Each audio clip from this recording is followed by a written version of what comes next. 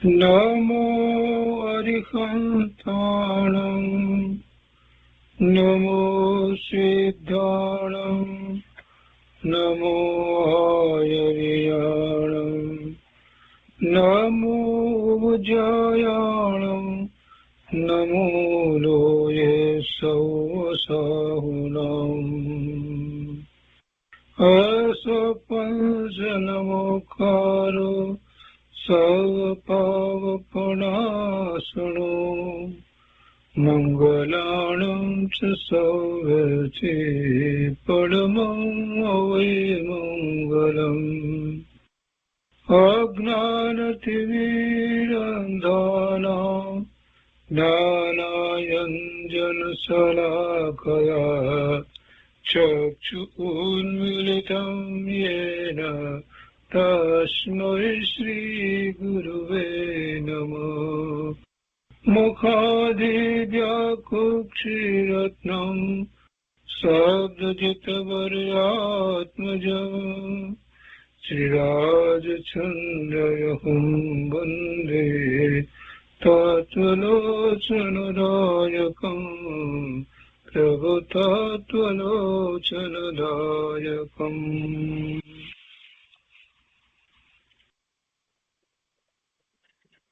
કૃપાળુદેવના વચનામૃતનો સ્વાધ્યાય એમાં 23મા વર્ષના પત્રનો સ્વાધ્યાય આપણે કરી રહ્યા છીએ. આપણે 143 પત્ર સુધી સ્વાધ્યાય કર્યો છે. એમાં ગઈકાલે આપણે 140મો પત્રનો સ્વાધ્યાય નહોતો કર્યો, તો પહેલા એ લઈએ અને પછી 144મા પત્રથી આગળ સ્વાધ્યાય લઈએ.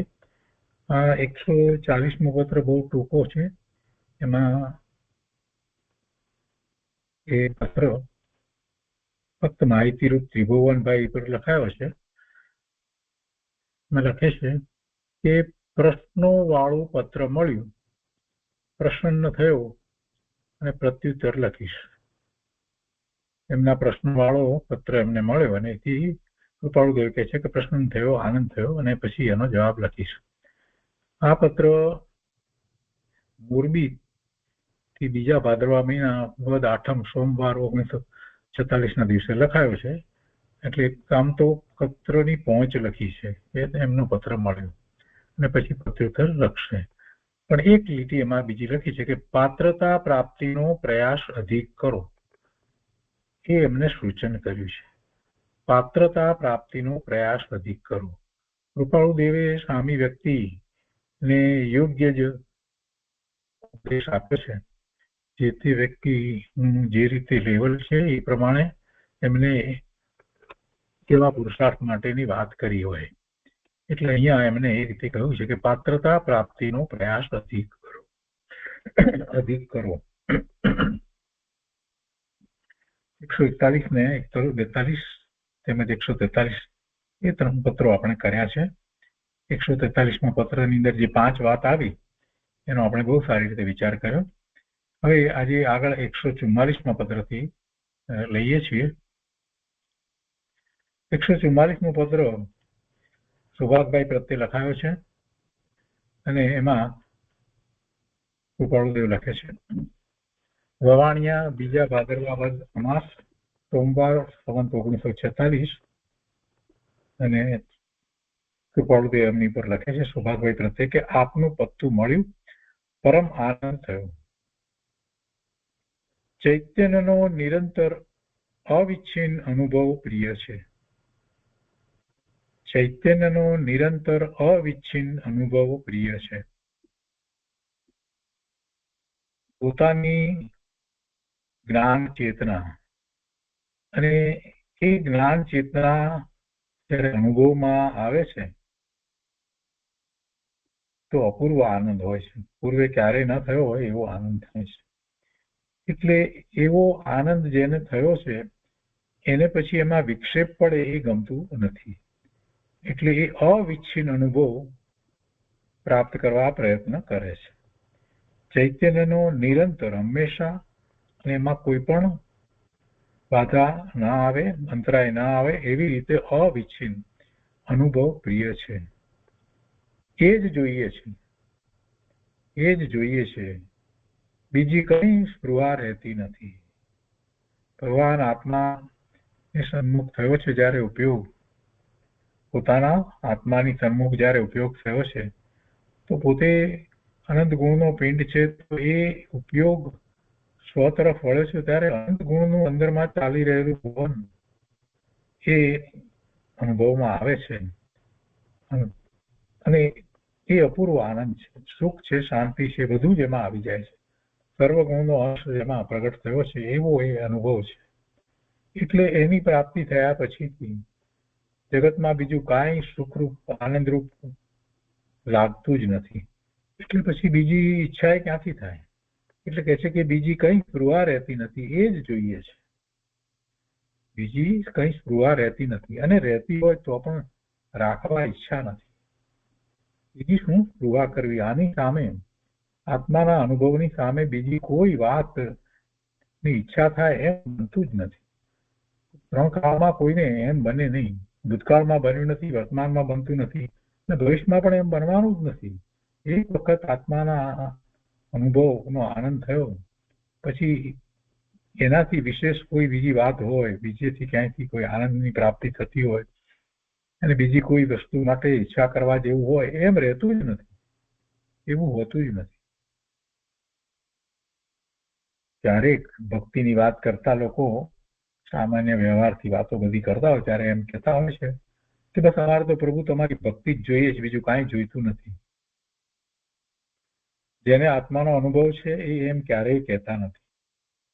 ભગવાનની ભક્તિ, એમના ગુણ આપણને લાગે, એમના ગુણોનો ખ્યાલ આપણને આવે અને એમના ગુણગાન ગાઈએ.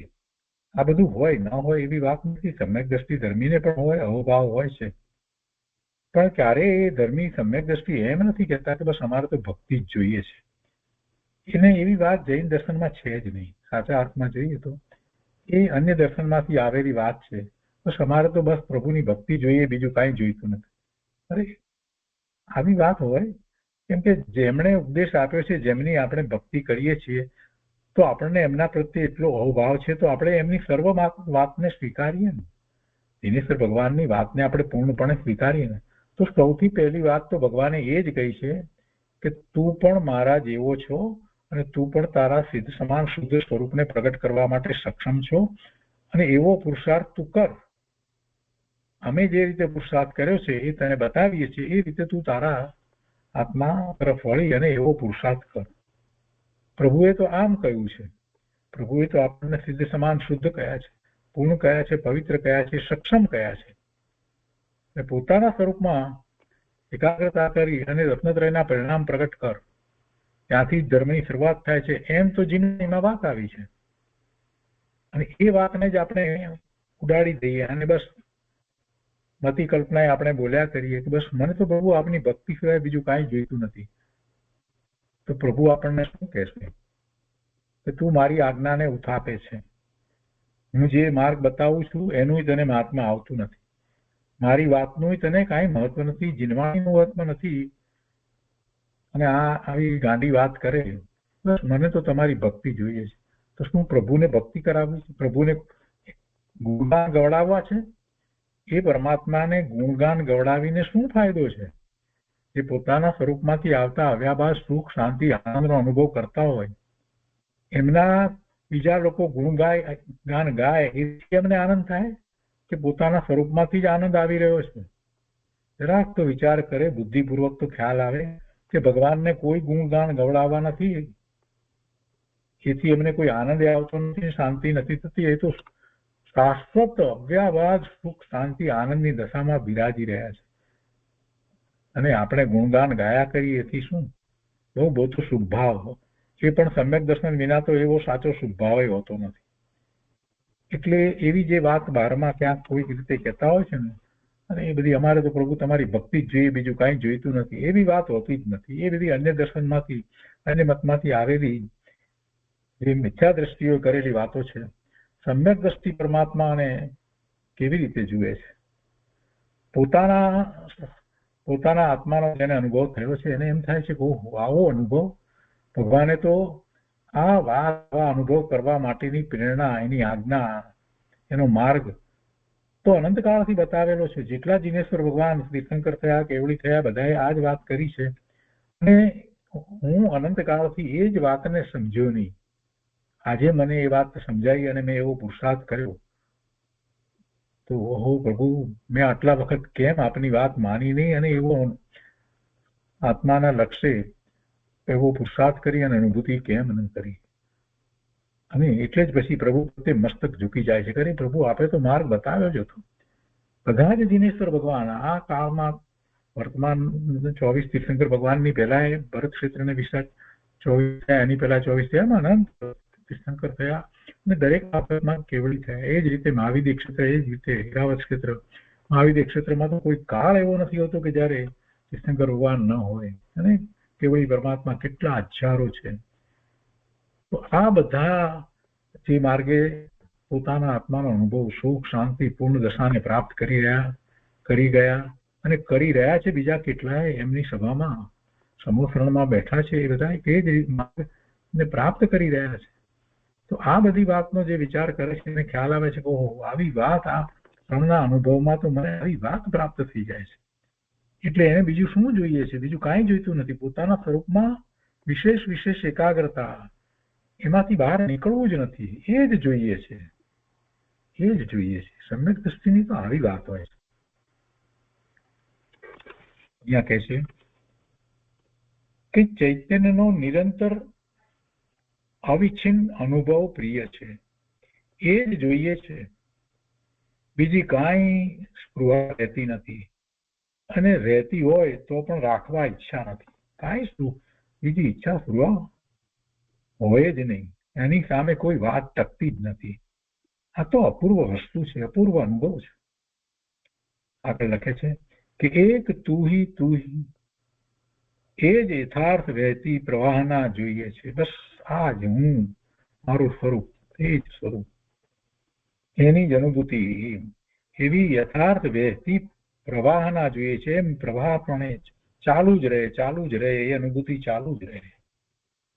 એવી અનુભૂતિમાં વચ્ચે કોઈ અવરોધ આવે જ નહીં, અંતરાય આવે જ નહીં, એ ધારા તૂટે જ નહીં. એ જોઈએ છે. લખે છે કે અધિક શું કહેવું, લખ્યું લખાય તેમ નથી. એમ જ છે. શબ્દોમાં એ વાત જણાવી શકાય એવી નથી. જેને અનુભૂતિ થઈ છે અને પછી એની લય લાગી છે, એ શું શબ્દમાં થયું? કાંઈ શબ્દોમાં એ વાત મૂકી શકાય એમ છે જ નહીં. લખ્યું લખાય તેમ નથી અને કહેવા ધારીએ તો કહેવાય એમ પણ નથી. એટલે કે છે કે કથ્યું કથાય તેમ નથી.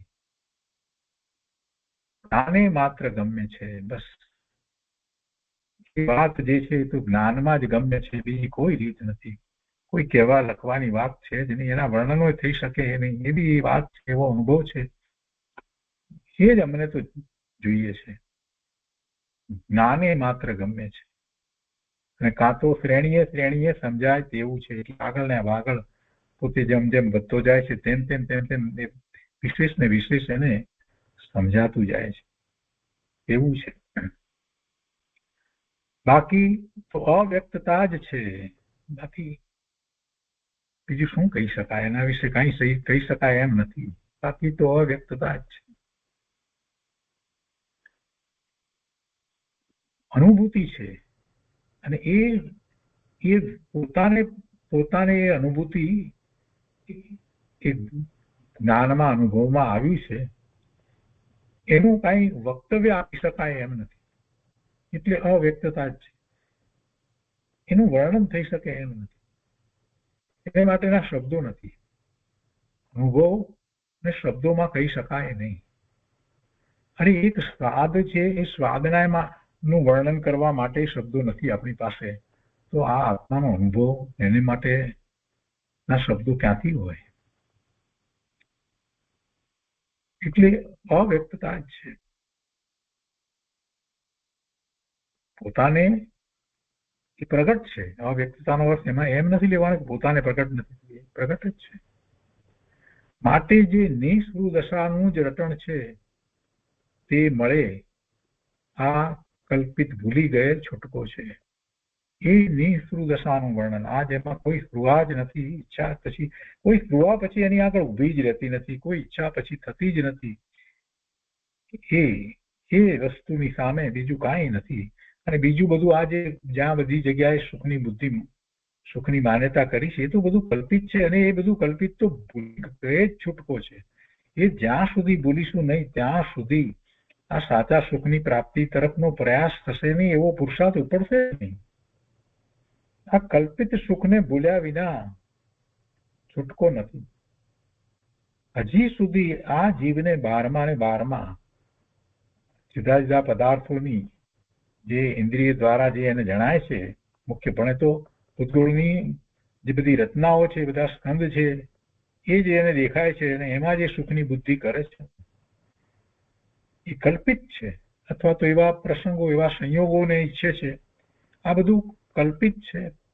એમાં સુખ નથી, એ સુખનું કારણ નથી. કેમ કે ત્યાં સુખ નામનો ગુણ નથી કે જેથી એને સુખની પ્રાપ્તિ થાય. સુખ નામનો ગુણ જે સતત અંદરમાં પરિણમી રહ્યો છે, એવો સુખ નામનો ગુણ તો આત્મામાં જ છે, આત્માને વિશેષ છે. એટલે આત્મા સિવાય સુખની પ્રાપ્તિ કેવી રીતે થાય? જ્યાં જે હોય તેની પ્રાપ્તિ થાય ને. કુવાની અંદરથી દૂધ ન મળે, પાણી જ મળે. ત્યાં પાણી હોય એટલે પાણી જ મળે. ગમે તે કરીએ તો એ છેવટે કુવામાંથી દૂધ ન નીકળે, પાણી નીકળે. જ્યાં જે હોય ત્યાંથી તેની પ્રાપ્તિ થાય ને. બહારમાં ગમે તેવા સંયોગો હોય, ગમે તેવા, તો પણ તેમાંથી ખરેખર વાસ્તવિક સુખની પ્રાપ્તિ ન થાય. કેમ કે ત્યાં સુખનો ગુણ નથી બહારમાં ક્યાંય. અને એ એવો સુખનો ગુણ કે જેનો પોતે અનુભવ કરી શકે. આમ બહારની કોઈ પણ ચીજ છે એનો અનુભવ તો એ કરી શકતો નથી, માત્ર એના વિશે કલ્પના કરે છે, એના સંબંધીનું જ્ઞાન કરે છે. તો સુખ ક્યાંથી પ્રાપ્ત થાય? ભગવાને કહ્યું છે, અનુભવ્યું છે, અને એમ જ વસ્તુનું સ્વરૂપ છે. અને અનંતકાળથી એમ જ ચાલ્યું આવે છે. સુખ આત્મામાં છે અને બધાએ સુખ આત્મામાંથી જ પ્રાપ્ત કર્યું છે. અને એવું સુખ પ્રાપ્ત થયા પછીથી જગતમાં કોઈ સ્પૃહા રહેતી નથી, જગતના કોઈ પદાર્થની સ્પૃહા રહેતી નથી, કોઈ સંયોગની સ્પૃહા રહેતી નથી. એટલે એવી નિસ્પૃહ દશાનું રટણ ચાલ્યા કરે છે કે આ દશામાં અનુભૂતિ એનું જ રટણ રહ્યા કરે છે. અને એને માટે જેને એ નથી થયું એને સમજાવતા કૃપાળુદેવ એમ કહે છે કે આ બહારમાં જે કંઈ કલ્પિત સુખ છે, અથવા તો બહારમાં જે સુખની કલ્પના કરી છે, એને તો ભૂલી જા ભાઈ.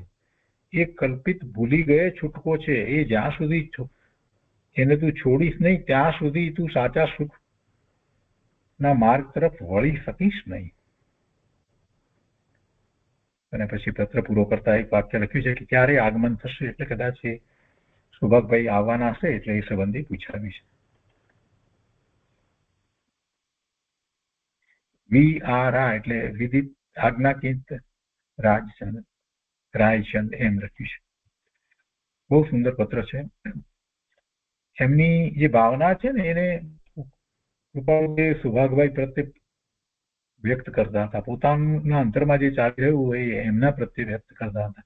કેમ કે સુભાગભાઈની એવી પાત્રતા હતી, યોગ્યતા હતી. એટલે બીજા પ્રત્યેના પત્ર અને સુભાગભાઈના પ્રત્યેના પત્રની અંદર ઘણો ફેર છે.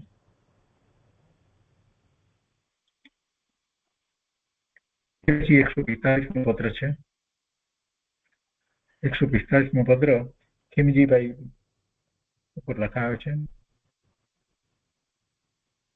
વવાણિયા આસો સુદ બીજ, ગુરુવાર સંવત 1946. કૃપાળુદેવ લખે છે, મારો વિચાર એવો થાય કે પછી ત્યાં ડોટ કરી અને જગ્યા મૂકી દીધી છે. એટલે કોઈકનું નામ છે ત્યાં. એની પાસે હંમેશા તમારે જવું,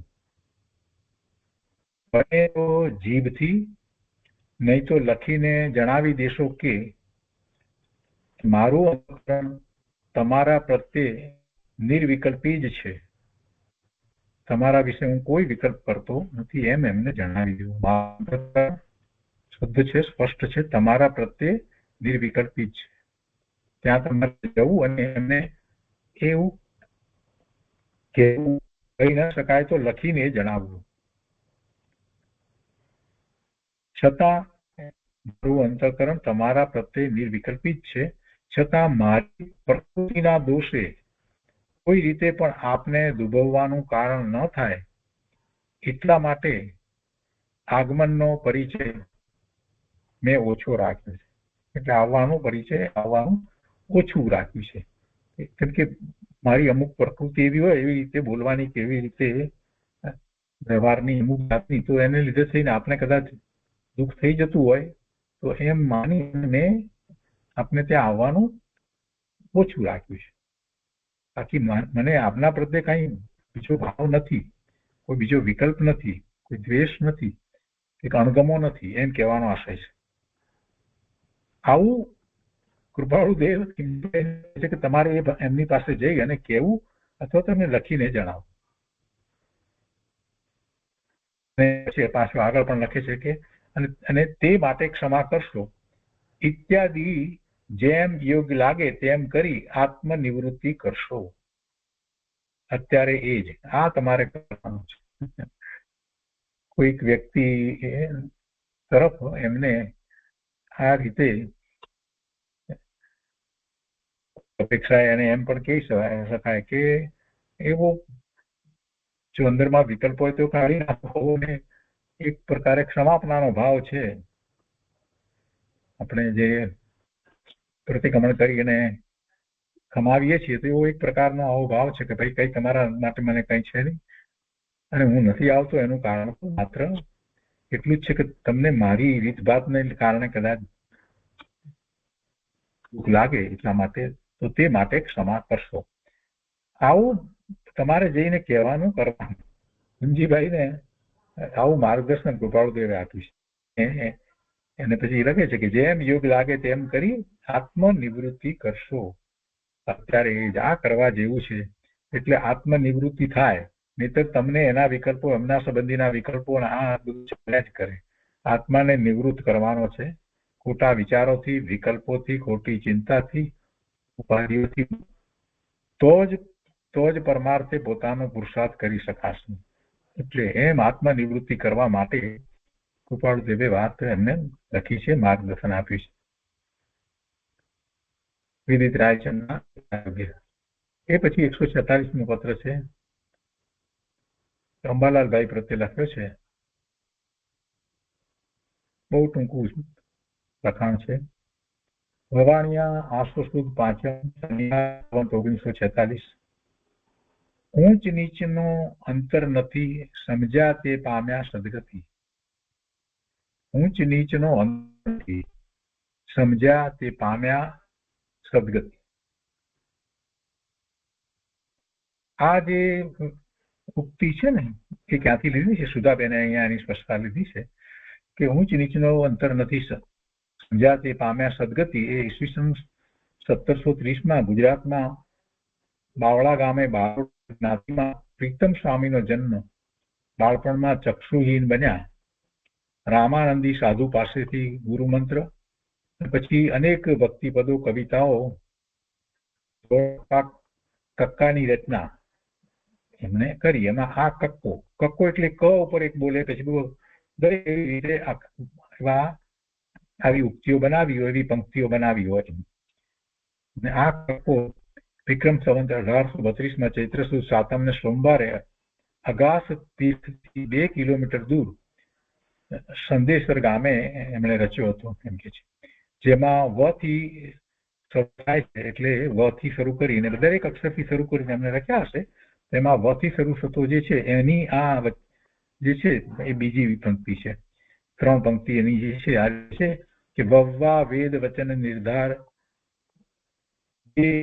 તે પામે પાર, ઊંચ નીચનો અંતર નથી, સમજ્યા તે પામ્યા સદગતિ, સંશય સૌ તજ્યો અહંકાર, વવ્વા વેદ વચન નિર્ધાર. આવું એ કક્કો એવી જાતનો બીજી પણ કવિતાઓ એમણે લખી છે ભક્તિપદ. એમાંની આ ઊંચ નીચનો અંતર નથી, સમજ્યા તે પામ્યા સદગતિ. અને એ કૃપાળુદેવને ક્યાંક યાદ હશે એટલે એમણે લખ્યું છે. આપણે એનો આપણી રીતે જો અર્થ કરવા બેસીએ કે કૃપાળુ લખ્યું છે તો એનો અર્થ અંબાલાલભાઈ અને બીજા બધા એ રીતે સમજે એ અપેક્ષાથી જ લખ્યું હોય ને કે બીજી રીતે ઊંચ નીચનું અંતર નથી. ઊંચ ને નીચના અંતરો જે છે એ આપણે કર્યા છે, કેમ કે એ તો બધું પર્યાયમાં છે. એ બધું પર્યાયમાં છે. વસ્તુમાં ભેદ નથી. દરેક આત્મા આનંદ ગુણનો પિંડ છે અને દરેક આત્મા આનંદ ગુણ છે અને પોતે પોતાના શુદ્ધ સ્વરૂપને પ્રગટ કરવા માટે સક્ષમ છે. એમાં ઊંચ નીચની વાત નથી. અને આ વાતને જે સમજે છે અને બહારમાં પર્યાયને દ્રવ્યની દ્રષ્ટિ કરવાની આમાંથી તો વાત નીકળે છે. ઊંચ નીચનો ભેદ ક્યાં નથી? દ્રવ્યમાં કોઈ ભેદ નથી. પર્યાય અપેક્ષા એ બધા ભેદ છે. બધા ઊંચ નીચ બધું જે કહીએ તે, ગતિમાં પણ ઊંચ નીચ જે કહીએ તે, પણ એ બધું પર્યાયમાં છે. વસ્તુમાં ક્યાં છે? ત્રિકાળી વસ્તુ આત્મા દ્રવ્ય શુદ્ધ, એમાં કાંઈ નથી. અને એને જે સમજે એનો અર્થ શું થયો કે પર્યાયને ગૌણ કરે છે. વર્તમાન પર્યાય જે છે અને જેની અંદર ઊંચ નીચની વાત આવે છે તો એને ગૌણ કરે છે. અને એ પર્યાયને જે ગૌણ કરે છે અને પોતાનું જે સ્વરૂપ શુદ્ધ ત્રિકાળ છે એવું જ બીજાનું પણ શુદ્ધ સ્વરૂપ ત્રિકાળ છે એવો વિચાર કરે છે, એવી શ્રદ્ધા કરે છે, એને હવે કોઈ રાગ દ્વેષના કારણો રહેતા નથી. અને એ સ્વતરફ કરે છે, સમ્યક દર્શન પ્રગટ કરે છે અને આગળ વધી અને પૂર્ણ કરે છે. એ સદગતિ છે.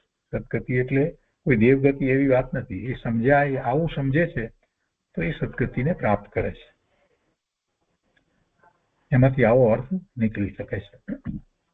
અહીંયા કૃપાળુદેવ આગળ લખે છે કે તીર્થંકર દેવે રાગ કરવાની ના કહી છે. અર્થાત રાગ હોય ત્યાં સુધી મોક્ષ નથી. સાવ સાદા શબ્દમાં, સરળ શબ્દમાં એમણે માર્ગદર્શન આપ્યું છે. તીર્થંકર દેવે રાગ કરવાની ના કહી છે. અર્થાત રાગ હોય ત્યાં સુધી મોક્ષ નથી. એટલે કોઈ પણ પ્રકારનો રાગ નહીં. અને પછી કહે છે કે ત્યારે આ પ્રત્યેનો રાગ તમને બધાને કેમ થશે? આ એટલે પોતાના પ્રત્યેની વાત લખી. તો એવો રાગ ન રાખશો અને પરમાર્થે જે કાર્ય કરવા યોગ્ય છે તે કરો. કહે છે ને કે ત્યારે આ પ્રત્યેનો રાગ તમને બધાને હિતકારક કેમ થશે? અમારા પ્રત્યે રાગ ન રાખશો અને ધર્મ ભાવના રાખો. પરમાર્થે જે કંઈ પ્રાપ્ત કરવાનું છે એના જે પ્રશ્ન વગેરે હોય એ પૂછો, એનો ઉત્તર આપીશું. અને જ્યારે તમારી અને અમારી બંનેની એવી એ વખતની એવી યોગ્યતા અને એવી કાળ અવધિ પાકી હશે ત્યારે સમાગમ થશે અને વિશેષ વાત થશે. તેના આગળના પત્રમાં એ વાત એમણે લખી. તો એ 146મું પત્ર થયું. તે પછી 147મું પત્ર છે ખીમજીભાઈ પ્રત્યે.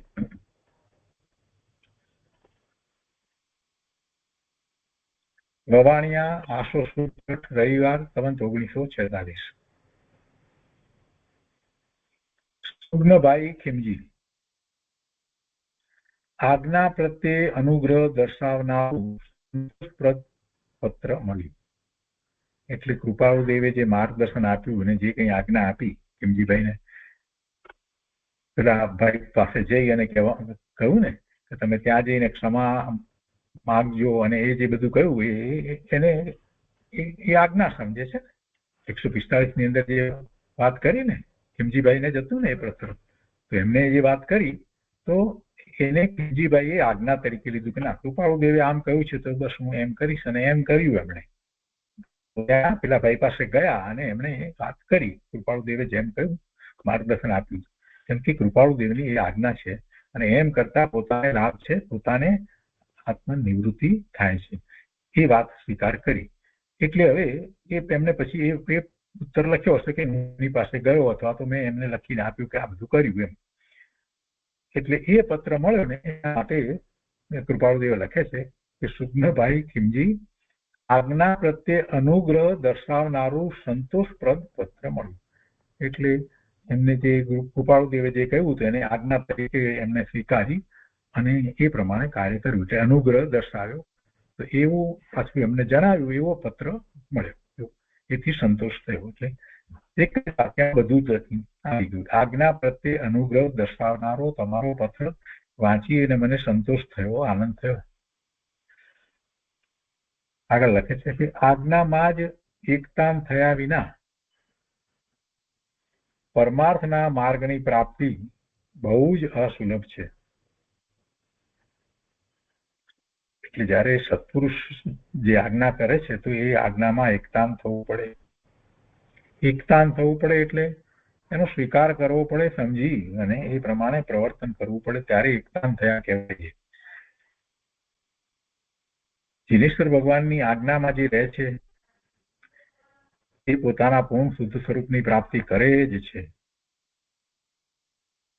આજ્ઞામાં જ એકતાન થયા વિના પરમાર્થના માર્ગની પ્રાપ્તિ બહુ અસુલભ છે.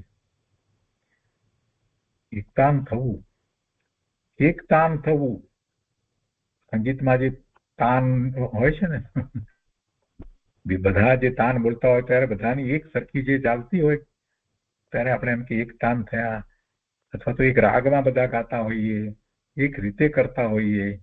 તો અહીંયા પ્રભુએ જે માર્ગ બતાવ્યો છે, જીનવાણીમાં માર્ગ બતાવ્યો છે, એમાં એકતાન થવું એટલે એ જ રીતે પ્રવર્તવું. એકતાનનો અર્થ અહીંયા એમ લેવાનો છે. આજ્ઞામાં જ એકતાન થયા વિના પરમાર્થના માર્ગની પ્રાપ્તિ બહુ જ અસુલભ છે. એકતાન થવું પણ બહુ જ અસુલભ છે, એ કઈ સહેલું નથી. એકતાન થયા વિના તો પ્રાપ્ત ન થાય, પણ એવું એકતાન થવું પણ કઈ સહેલું નથી. માર્ગ કેવો છે? માર્ગ કોઈ અપેક્ષાએ દુર્લભ છે, કઠિન છે, અને કોઈ અપેક્ષાએ સુલભ પણ છે. સુલભ એ અપેક્ષા છે કે માર્ગ બહારમાં નથી, પોતાને વિશે જ છે, માટે સુલભ છે, સહેલો છે. કોઈની પણ મદદ વિના ત્યાં પહોંચી શકાય છે, પોતાને ત્રિકાળ પ્રાપ્ત છે, એટલે એ અપેક્ષાથી એ સહેલો છે. અને દુર્લભ એ અપેક્ષાથી છે કે અનંતકાળ વીતી ગયો છતાં પણ એનું લક્ષ્ય કર્યું નથી ને, એટલે એને અઘરું લાગે છે. પ્રભુએ માર્ગ બતાવ્યો છે, પોતાના સ્વરૂપમાં એ રીતે એકતા કરવી, એકાગ્રતા કરવી, અનુભૂતિ કરવી, એનો માર્ગ પ્રભુએ બતાવ્યો છે. અને એ એમની આજ્ઞા સમજી અને એ કરવાનું છે. જીનેશ્વર ભગવાનની આજ્ઞામાં જે છે એ જૈન છે. એમની આમન્ય રાખવાની છે, એમની આજ્ઞામાં રહેવાનું છે. અહીંયા તો આપણે આજ્ઞાનો એ રીતે લેવાનો છે કે કૃપાળુદેવે એમ નથી કહ્યું કે મારી આજ્ઞામાં, એમ નથી લખ્યું. આજ્ઞામાં જ એટલે એ સમજવાનું છે કે પરમાર્થની વાત જયારે કરી હોય તો પરમાર્થ તો ક્યાંથી પ્રાપ્ત થાય? જીનવાણી સિવાય પરમાર્થ હોય નહીં. જીનવાણીમાં જે આજ્ઞા ભગવાને આપી છે એ આજ્ઞામાં એકતાન થયા વિના પરમાર્થના માર્ગની પ્રાપ્તિ બહુ જ અસુલભ છે. અને એકતાન થવું એ પણ બહુ જ અસુલભ છે, એમ કહી અને એમ લખી અને કૃપાળુદેવ એ દર્શાવવા માંગે છે કે એને માટેનો પુરુષાર્થ જે છે એ અપૂર્વ પુરુષાર્થ જોઈએ છે. કઈ સહેલાઈથી થઈ જાય એવી વાત નથી. એની પાછળ જ લાગી જવું પડે, પૂરી રુચિપૂર્વક એવો પુરુષાર્થ કરવામાં આવે ત્યારે એકતાન થવાય છે. એને માટે તમે શું ઉપાય કરશો? પછી પ્રશ્ન કર્યો છે, એને માટે તમે શું ઉપાય કરશો અથવા ધાર્યો છે? શું ઉપાય કરવા ધાર્યો છે? વિચારો, તમે શું ઉપાય કરશો, શું ઉપાય કરવા વિચાર કરી રાખ્યો છે, કેવી રીતે આગળ વધશો? પછી શું અત્યારે આટલું ઘણું છે, ત્યારે આટલું ઘણું છે એમ લખી અને કૃપાળુદેવે એમ કહી દીધું તમે આ વાતનો ખૂબ વિચાર કરો, ચિંતન કરો, આમાંથી તો ઘણી બધી વાત તમને મળશે.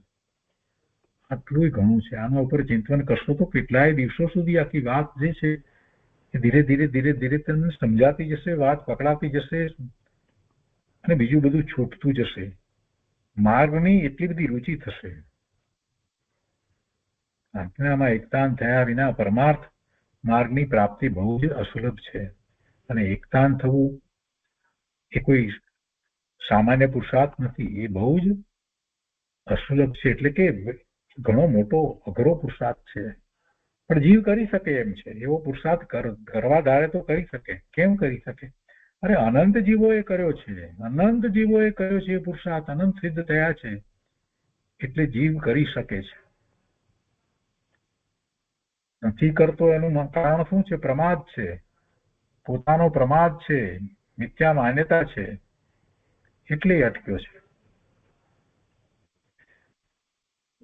તો એને માટે તમે શું ઉપાય કરશો પૂછ્યું છે. આપણે એ વાતને આપણી ઉપર ઉતારવાની છે, આપણી ઉપર લેવાની છે. ગોપાલદેવ આપણને એ પૂછે છે કે તમે શું ઉપાય કરશો?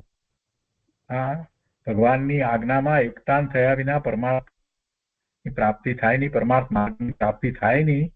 તો તમે એને માટે શું કરશો, શું ઉપાય કરશો? આપણને કૃપાળુદેવ પૂછી રહ્યા છે. આપણે હવે એ રીતે લેવાનું છે. સ્વાધ્યાય કરીએ છીએ ને, તો સ્વાધ્યાય તો સ્વના લક્ષ્ય થાય ને, અથવા તો શું ઉપાય ધાર્યો છે આપણે. હવે આપણે આપણી જાતને પૂછવાનું છે અને કૃપાળુદેવને જવાબ આપવાનો છે. અત્યારે આટલું ઘણું છે. ઉદિત રાયચંદના અધ્યાય આ 147મો પત્ર. શું ખેદ કરવાની વાત નથી. શું ઉપાય કરવા ધાર્યો છે આ જે વાત કરી છે એનો અર્થ એવો નથી કહ્યો રે મેં કાંઈ ઉપાય નથી કર્યો, હું કાંઈ કરી શકું નહીં, આમ તેમ કરીને ખેદમાં પડવાની જરૂર નથી. કેટલાક લોકો આ બધી વસ્તુને એની પાછળ વાત લઈ અને ખેદ કરે છે. ખેદ કરવા માટેની વાત નથી હોતી. મહાપુરુષો આપણને માર્ગ તરફ લઈ જઈ રહ્યા છે અને આપણે ખેદ કરવામાં ઉભા થઈ જઈએ છીએ. મહાપુરુષો આપણને આગળ લઈ જવા માટે જઈ રહ્યા છે.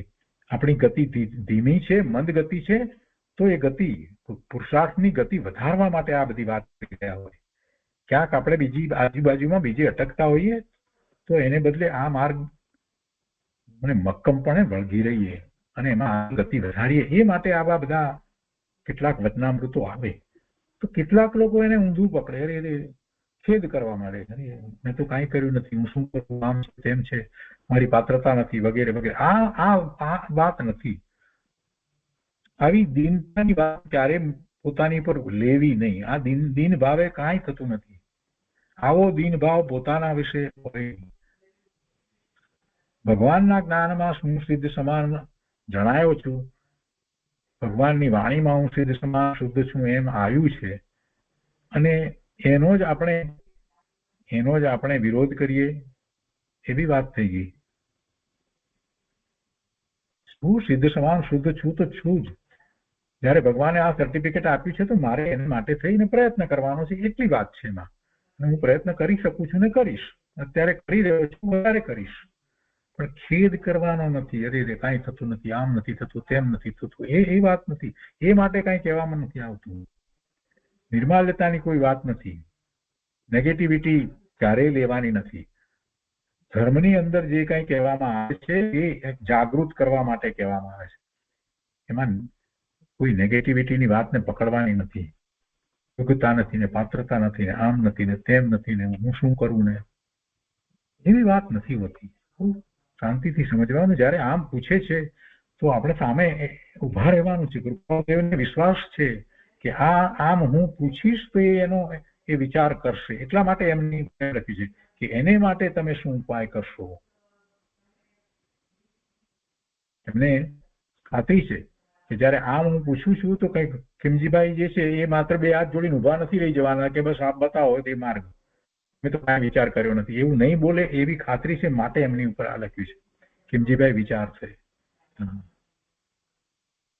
એટલે આવા વચનો એને કહેવામાં આવે છે કે સામી વ્યક્તિ જે છે એની એવી ક્ષમતા છે અને એ રીતે વિચારશે એમ સમજીને કહેવામાં આવ્યા છે. કેટલા એવા વચનો તો આપણે રોજ વાંચતા હોઈએ છીએ.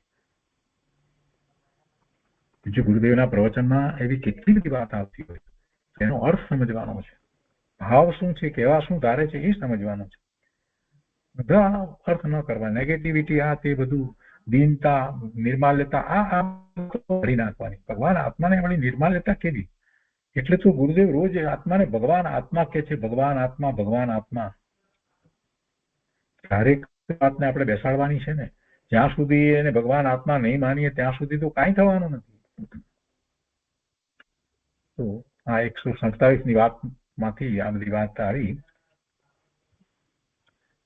હવે આપણે 148મો પત્ર છે,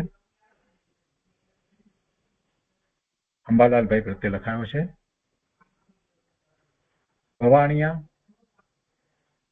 આસો સુદ દસમ, ગુરુવાર, સંવત 1946. કૃપાળુદેવનો આસો સુદ પૂનમના દિવસે જન્મદિવસ છે. એની 5 દિવસ પહેલા લખ્યો છે. આ 23મા વર્ષના પત્રો છે ને, પછી 24મા વર્ષના પત્રો થાય છે શરૂ. હા, અહીંયા કહે છે, અંબાલાલભાઈ પ્રત્યે લખે છે કે 5 દિવસ પહેલા પત્ર મળ્યું. એ પત્રમાં લક્ષ્મ્યાદિક એટલે લક્ષ્મી આદિકની વિચિત્રા લખી છે, પણ વિચિત્ર છે, ત્યાં વિચિત્ર દશા વર્ણવી છે. વિચિત્ર કદાચ હોય એમ પણ શબ્દ છે, પણ મૂળ તો આ લક્ષ્મી આદિકની વિચિત્રતા એટલે કે લક્ષ્મી ક્યાં જાય છે ને કેવી રીતે આવે છે એની વિચિત્રતા એ દર્શાવી, વિચિત્ર દશા વર્ણવી છે. તે એવા અનેક પ્રકારના પરિત્યાગી વિચારો પાલટીને એટલે પલટીને હોય.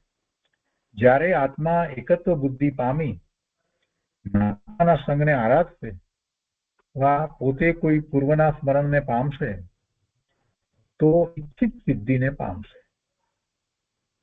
આ નિસંશય છે. વિગતપૂર્વક પત્ર લખી શકું એવી દશા રહેતી નથી. એટલામાં એમણે જે કહેવું હતું એ કહી દીધું.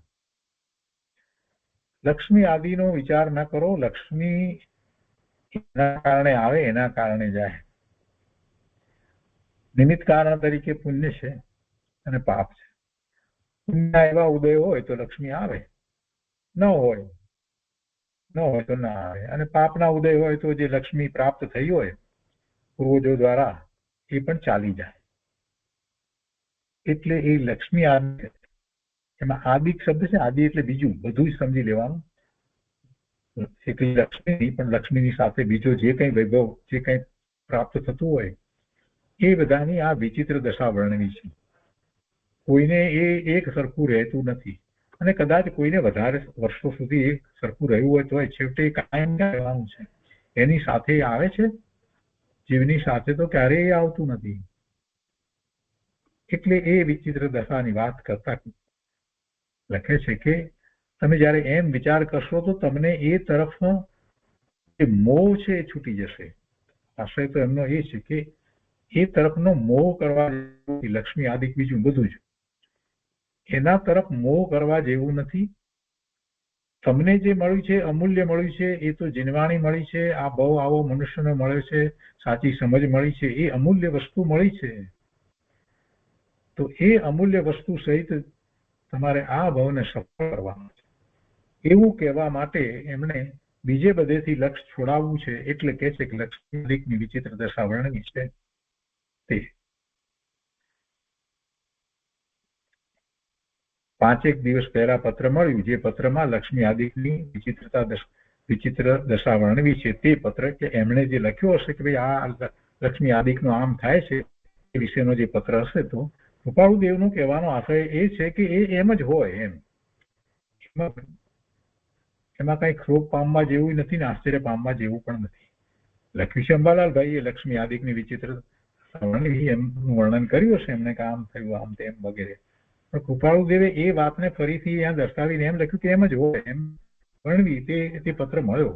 અને પછી કહે છે કે એવા અનેક પ્રકારના પરિત્યાગી વિચારો પાલટીને જ્યારે આત્મા એકત્વ બુદ્ધિ પામી મહાત્માના સંગને આરાધશે અથવા પોતે કોઈ પૂર્વના સ્મરણને પામશે તો ઈચ્છિત સિદ્ધિને પામશે. એ પ્રકારના એવા અનેક પ્રકારના પરિત્યાગી વિચારો પલટાવી પાલટીનો અર્થ અહીંયા તો બદલીને એવો થાય. વિચારોને પાલટીને એટલે ઉલટાવીને, તપાસીને, બદલીને, ફેર બદલીને એમણે એ બધા અર્થ કર્યા છે. જ્યારે આત્મા એકત્વ બુદ્ધિ પામીને, એકત્વ બુદ્ધિ પામવી એટલે શું? એકત્વ ની સાથે એકત્વ પોતાને પોતાની સાથે સ્વરૂપ સાથે એકત્વ છે, બીજા કોઈ સાથે એકત્વ નથી, એવી એકત્વ બુદ્ધિ. બીજા બધા જે છે એ એનાથી ભિન્ન જુદા છે અને પોતાને બીજા કોઈ સાથે એકત્વ નથી, એક પણ નથી, પોતાને પોતાના સ્વરૂપ આત્મા સાથે જ એકત્વ છે. એમ જીવ જયારે એકત્વ બુદ્ધિ કરે છે, સ્વ સાથેની એકત્વ બુદ્ધિ, જ્યારે આત્મા એવી એકત્વ બુદ્ધિ પામી અને મહાત્માના સંગને આરાધશે, અથવા મહાત્માના સંગને આરાધશે એટલે મહાત્માના સંગમાં આવી અને એમની નિશ્રામાં રહી અને એવો પુરુષાર્થ કરશે, અથવા તો પોતે કોઈ પૂર્વના સ્મરણને પામશે. એટલે એવું જયારે થાય, પૂર્વનું સ્મરણ, કોઈને જાતિ સ્મરણ દ્વારા પોતે ભૂતકાળમાં એવા મહાસંતના આશ્રય અથવા તો સાક્ષાત તીર્થંકર ભગવાનની ના સ્મરણમાં જઈ અને એવી દિનવાણી સાંભળી હોય, અભ્યાસ કર્યો, એ સ્મરણમાં આવી જાય. જાતિ સ્મરણ જેમ કૃપાળુ દેવને થયું એવી રીતે. તો એવી રીતે પોતે કોઈ પૂર્વના સ્મરણને પામશે તો ઈચ્છિત સિદ્ધિને પામશે. તો શું થાય? ઈચ્છિત સિદ્ધિ એટલે પોતાના સ્વરૂપની પ્રાપ્તિ. અને પછી એક વખત એવી પ્રાપ્તિ થઈ, અનુભૂતિ થઈ, સમ્યક દર્શન સમ્યક ચારિત્ર્યના પરિણામ થયા, તો પછી તો એ પૂર્ણ દશાને પામવાનો જ છે. અને એ તો ઈચ્છા છે. ઈચ્છિત સિદ્ધિ શું છે? સિદ્ધ દશા એ જ ઈચ્છિત સિદ્ધિ છે, એ જ ઈચ્છીએ છીએ. એ તો એ છે કે એ પામશે અને એ વાતમાં કોઈ સંશય નથી. આ નિસંશય છે, આ નિસંશય છે. વિગતપૂર્વક પત્ર લખી શકું એવી દશા રહેતી નથી, એટલે પોતે લખ્યો નથી.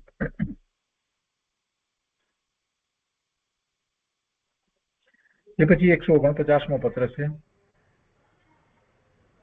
એ એક જ લીટી છે, કોને ખબર નથી કોની ઉપર લખાવ્યું છે, પણ પવાણિયા આસો સુદ દર્શન, ગુરુવાર 1946, એ જ દિવસે લખ્યું છે. ધર્મ ધ્યાન, વિદ્યા અભ્યાસ ઇત્યાદિની વૃદ્ધિ કરશો. કદાચ એવું પણ બન્યું હોય કે પછીથી પાછળથી આ લીટી એમાં ઉમેરી હોય અને એમાં તમને જુદા જુદા તરીકે પ્રાપ્ત થઈ હોય, અથવા તો ધર્મ ધ્યાન, વિદ્યા અભ્યાસ ઇત્યાદિની વૃદ્ધિ કરશો. કોઈકને માર્ગદર્શન આપ્યું છે અને આ મૂળ વાત છે. પુરુષાર્થમાં મૂળ વાત આ છે, ધર્મ ધ્યાન અને વિદ્યા અભ્યાસ. એટલે બહારની બીજી બધી વિદ્યાની વાત નથી, આત્માની વિદ્યા. આત્માની વિદ્યા, આ શાસ્ત્રનો અભ્યાસ, એ વિદ્યા, એની વૃદ્ધિ કરવી. અને એની વૃદ્ધિ કરતા મનમાં એક પ્રકારનો ભાવ ટકી રહે છે કે હું શુદ્ધ છું, પૂર્ણ છું, પવિત્ર છું અને એવા મારા સ્વરૂપને પ્રકટ કરવા માટે હું સક્ષમ છું અને મારે આ ભાવમાં મને આવો અમૂલ્ય સમય મળ્યો છે, એટલે એ જ કાર્ય કરવાનું છે. એ વિદ્યા અભ્યાસ ન કરે તો એ વાત ટકી રહેતી નથી, ભૂલાઈ જાય છે. ભલે શાસ્ત્રનો અભ્યાસ કર્યો હોય, ઘણો કર્યો છે, તો એ તો સમ્યક દ્રષ્ટિ જીવ પણ એ કયા કરે છે, કયા જ કરે છે. એટલે વિદ્યા અભ્યાસ, કૃપાળુદેવ જેવા પણ શાસ્ત્રનો અભ્યાસ કરતા હતા અને ગુરુદેવ પણ શાસ્ત્ર હંમેશા વાંચતા હતા. એવું ન હોય કે શાસ્ત્ર ન વાંચતા એવો દિવસ એમનો કોઈ દિવસ જાય નહીં. સમયસાર તો ગુરુદેવે કેટલી વખત, હજારો વખત વાંચ્યું. એટલે વિદ્યા અભ્યાસ, આ વિદ્યાનો અભ્યાસ. અને એમાં પાછું એક શબ્દ મૂકે છે, ઇત્યાદિની વૃદ્ધિ કરશો. વિદ્યા અભ્યાસ તો એમાં સાથે એ જે વાંચવામાં આવ્યું હોય એના ઉપર વિચારણા કરવી, ચિંતન કરવું, આ બધું એ ઇત્યાદિમાં સમાય છે. એટલે વિદ્યા અભ્યાસ ઇત્યાદિની વૃદ્ધિ કરશો. પહેલું જે ધર્મ ધ્યાન, એની વૃદ્ધિ કરવાની વાત લીધું. ધર્મ ધ્યાન એટલે શું? 4 પ્રકારના ધ્યાન: આર ધ્યાન, રૌદ્ર ધ્યાન, ધર્મ ધ્યાન, શુક્લ ધ્યાન. આર ધ્યાન, રૌદ્ર ધ્યાન કરવા જેવા જ નથી. બાકી રહ્યા 2, ધર્મ ધ્યાન અને શુક્લ ધ્યાન. એમાંથી પંચમ કાળને વિશે અત્રે આપણે શુક્લ ધ્યાન કરી શકીએ નહીં, એટલે આપણે માટે રહ્યું ધર્મ ધ્યાન. ધર્મ ધ્યાનનો અર્થ થાય છે મોક્ષ માર્ગમાં પદાર્પણ કરી અને 7મા ગુણસ્થાન સુધી પહોંચવું. 4થા થી 7મા ગુણસ્થાન સુધીમાં ધ્યાન હોય છે અને 7માંથી આગળ ઉપર એ શુક્લ ધ્યાન હોય છે. તો એ ધર્મ ધ્યાન ગંભીરતાથી લઈએ તો આપણને ખ્યાલ આવે કે ધર્મ ધ્યાન શું છે. આપણે ધર્મ ધ્યાન આરાધનાના ક્લાસ કર્યા છે અને હજી પણ ચાલુ છે. તો એ રીતે આ 149મું પત્ર છે અને આજનો સ્વાધ્યાય આપણે અહીંયા સુધી રાખીએ છીએ.